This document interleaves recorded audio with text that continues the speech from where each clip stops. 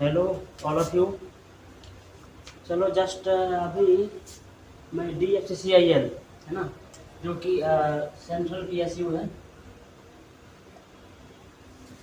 जो कि मैंने यहाँ पर काम किया है, तो मैं और इसका वैकेंसी आने वाला है आपका, ठीक है। तो मैं इसके बारे में थोड़ा सा आपको ब्रीफ आइडिया दे रहा हूँ, ठीक है, कि अगर आप तैयारी करना चाहते हो तो मतलब क्या आप मतलब जो भी आपका डाउट होगा DFC के बारे में, ठीक है। तो और DFC ये समझ सकते हो आपकी एक ये JEE लेवल का जॉब है ना। तो जो भी JEE लेवल का एग्जाम है उसमें आप जो भी अगर सेंट्रल लेवल पे है तो इससे आप उसके बारे में समझ सकते हो, है ना। एक आपको आइडिया मिल जाएगा कि अगर DFC इस टाइप का है तो और अदर जगह क्या होगा। और उसके लिए मैंने 9 पॉइंट बनाया हूँ आपके लिए। Salary and perks, working load, leave और जो मेडिकल लीव मिलता है हम लोग को, वर्क लाइफ बैलेंस कैसा है आपका, प्रिपरेशन आपको और कुछ अगर तैयारी करना है तो क्या है, और इसका निगेटिव और पॉजिटिव एस्पेक्ट क्या है DFC का, है ना। फिर कंक्लूजन और फिर मैं कुछ सजेशन आपको दूंगा। तो चलिए बात करता हूँ सैलरी एंड पर्क्स का। तो सैलरी का आपका क्या है, 30 आपका बेसिक है ना। तो सैलरी 30 बेसिक के अकॉर्डिंग आपका DA जो भी बनता है उसके अकॉर्डिंग सैलरी आपका समझ सकते हैं कि 50 से 55 के मान सकते हो सैलरी, ठीक है। और वो तो ठीक है, CPF जो अकाउंट वगैरह आपका वो होता है NPS अकाउंट, है ना। तो वो सब तो अलग से है ही, है ना। तो ग्रॉस मान सकते हो आपका कि ग्रॉस आपका यहाँ पे 60 बनेगा, ठीक है। तो उसमें समझ सकते हो कि आपका 50 से 55 नहीं रहेगा, बाकी 4000 अप्रोक्स है ना आपका वो अकाउंट में होगा क्रेडिट। और अगर आपका XYZ सिटी है ना, डिफरेंट, जैसे मान लो अगर X है सिटी आपका, तो उसके अकॉर्डिंग आपका जो है 15,000 अप्रोक्स जो है आपको HRA मिल सकता है। अगर आप क्या बोलते हैं मतलब लीज पे लेते हो, है ना। और अगर नॉर्मली आप अगर HRA आपको आता है सैलरी में तो वो आपका 6K अराउंड आता है ना। तो ये सैलरी मतलब ऐसा नहीं कि रफ है, ठीक है, रफली आपका है, वेरी करेगा आपका 50,000 से 55 में भी आपका 60 है ना। सब अगर इंक्लूड कर दो आपका TA वगैरह तो 60,000 तक भी आपका पहुंच सकता है, ठीक है, 30 बेसिक पे। और मैं बात करूं अगर पर्क्स का तो ठीक है, वो पर्क्स आप समझ सकते हो कि DA हुआ, या आपको जो भी मिलता है जैसे कि फर्नीचर अलाउंस हुआ, आपको मिलता है अप्रोक्स 1 लाख मिलता है अप्रोक्स, ठीक है। ये आपका जो है सर्विस पीरियड में शायद 1 या 2 टाइम मिलता है, शायद 1 टाइम मिलता है ना, 2 टाइम। तो और फिर आपका जो अलाउंस हुआ, जैसे मान लो कि ड्रेस अलाउंस मिलेगा आपका 15,000, है ना। और आपका जैसे दीपावली पे 15,000 का आपका गिफ्ट कार्ड मिलेगा, है ना। और भी कुछ कुछ हैं, और जैसे बर्थडे पे आपका 1,000 का मतलब 1K का 1,000 का आपका बर्थडे के टाइम पे आपका गिफ्ट कार्ड मिलेगा। तो इस टाइप से ये सारे हैं, ठीक है। तो पर्क्स बहुत सारे हैं, मतलब समझ सकते हो बहुत अच्छा। जैसे कि 30 बेसिक पे आपका E0 लेवल है, और इस पे आपका इतना सारा अलाउंस और सैलरी है, तो ठीक है, बहुत अच्छा है ना।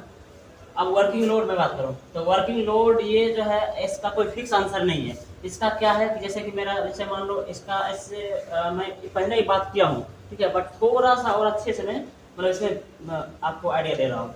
वर्किंग कल्चर क्या है, जैसे कि आपका कॉरिडोर जो बन रहा है इंडिया के, है ना, ड्रॉप्स, जैसे मान लो इंडिया का जैसे आपका मैप है ना, जो भी करके जो भी अन्य का मैप है, तो उसके अराउंड जो भी कॉरिडोर बन रहा है यहाँ पे, तो उस कॉरिडोर में क्या है कि डिफरेंट जगह पे प्रोजेक्ट जो है आपका गोइंग ऑन है या कंप्लीट है, तो उसके अकॉर्डिंग कहीं पे वर्क ज़्यादा है, कहीं पे वर्क कम है, ठीक है।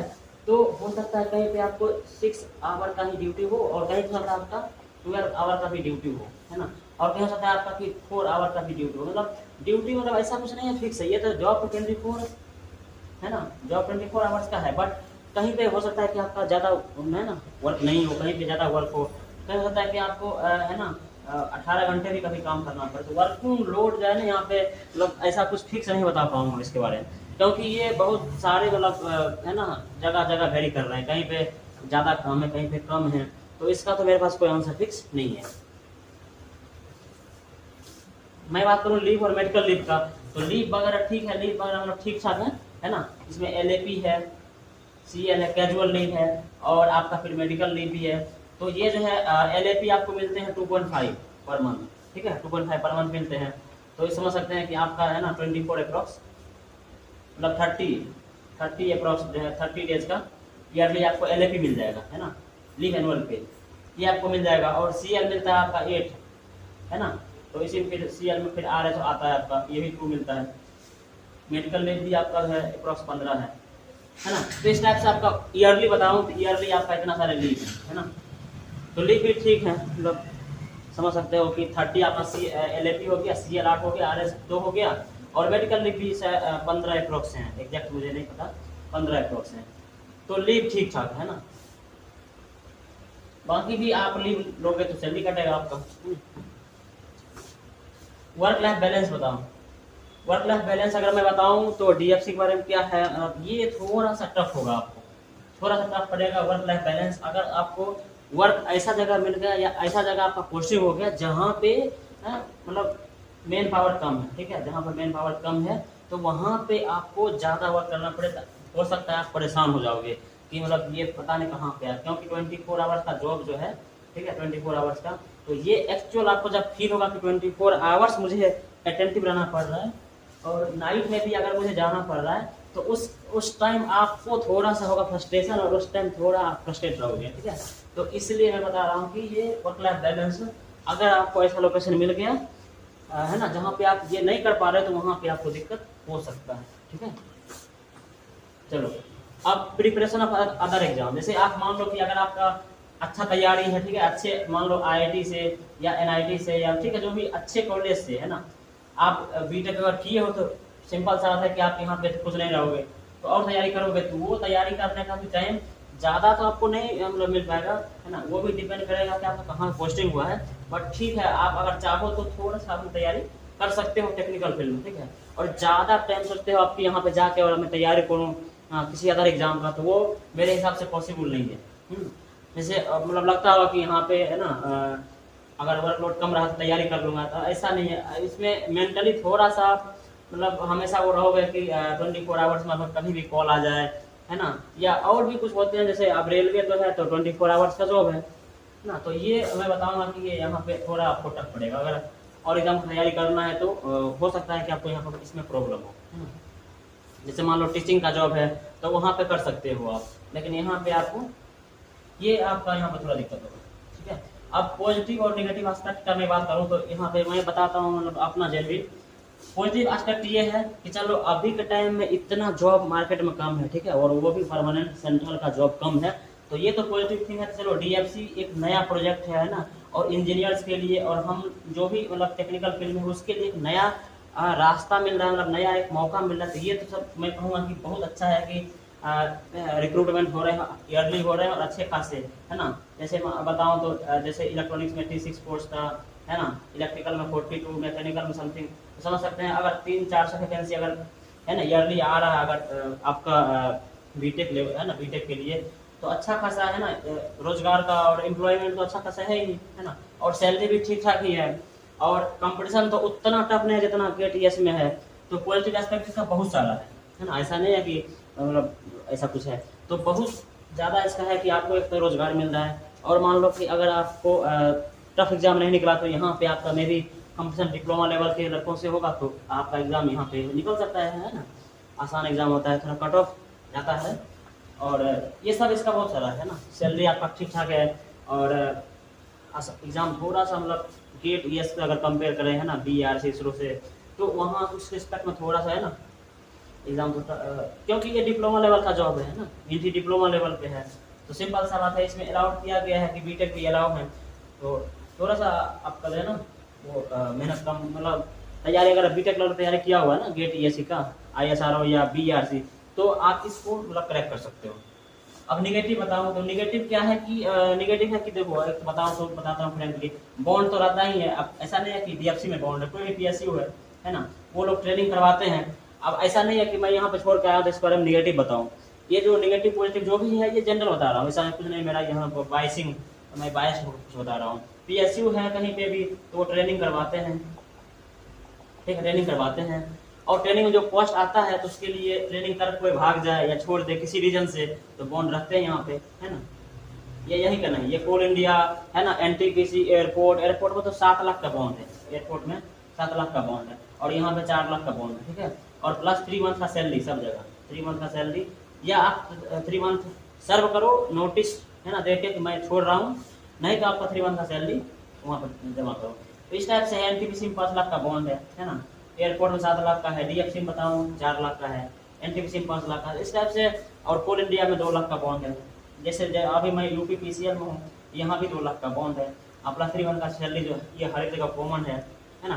तो ये समझ लो आपकी जो भी पीएसयू है आपके या लिमिटेड कंपनी है, वहाँ पे आपके बॉन्ड रहेंगे, है ना।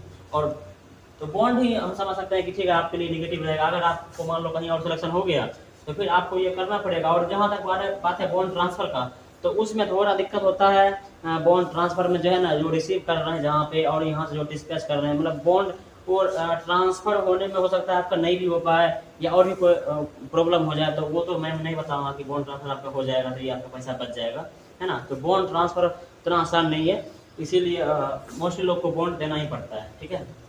किसी भी रीजन से मान लो कि आपका कुछ प्रॉब्लम हो गया, आपने जो फॉर्म डाला उसमें कुछ मिसमैच हो गया, या प्रॉपर टाइम पे आपने बताया नहीं कि मैं वो इस कंपनी का और यहाँ एग्ज़ाम दे रहा हूँ, तो कुछ भी थोड़ा सा वो हुआ मिस बैलेंस, है ना, तो आपको यहाँ पे बॉन्ड देना पड़ जाएगा, है ना, बॉन्ड देना पड़ जाएगा आपको। अब बताऊँ, अगर कंक्लूजन बताऊँ तो कंक्लूजन यही है कि मतलब आप देख ही रहे हो कि अभी इस टाइम में जॉब जो भी मतलब है ना, बीटेक लेवल पे जॉब थोड़ा सा कम है, तो आपका सही है ना, आपको जॉब मिल रहा है, इतने सारे आपको मतलब सब चीज़ समझ ही रहे हो आप।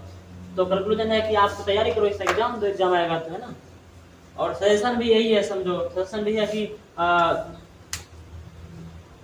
अगर तैयारी आपका किया हुआ है गेट एस लेवल का, तो ये निकलेगा आराम से, है ना। और इसका आप एग्जाम दो, मे भी अगर आपका ये नहीं हुआ तो जो भी जेई लेवल का एग्जाम आएगा वो आपका इजीली, है ना, निकल सकता है। और बाकी हाँ एक और क्या है बताओ, अगर सजेशन, तो अगर आपका होता है तो ज्वाइन करो आप, क्योंकि आपका रेलवे का है ना, रेलवे का आप मान लो ट्रेनिंग करते हो तो पूरा समझते हो टेक्निकल, है ना। सिग्नल्स होता है ना, सिग्नल्स को समझते हो, कैसे सिग्नल से मतलब सिग्नल्स के रूप में जो आपका जितना सारा समझो कि नेटवर्किंग होता है ना, वो इंडोर इक्विपमेंट वो सारा सिस्टम समझते हो, चिप से लेकर और मतलब हर एक लेवल के, है ना, वो ऑप्टिकल फाइबर हर एक चीज़ को। तो ट्रेनिंग करने का टाइम मिलेगा आपको, ट्रेनिंग करोगे या मान लो जॉब भी करोगे तो एक्सपीरियंस होगा आपको, है ना। कहीं और हो गया तो ठीक है, बॉन्ड तो देना पड़ेगा आपको, है ना, हालांकि मुझे भी देना पड़ा बॉन्ड, तो उसका ज़्यादा मुझे वो नहीं है, ठीक है, बॉन्ड देना पड़ा। बट जो वहाँ से आप लर्न करोगे, सीखोगे वहाँ से, है ना, वो आपको और भी जगह दूसरे जगह जाओगे तो वहाँ बहुत बेनिफिट होगा।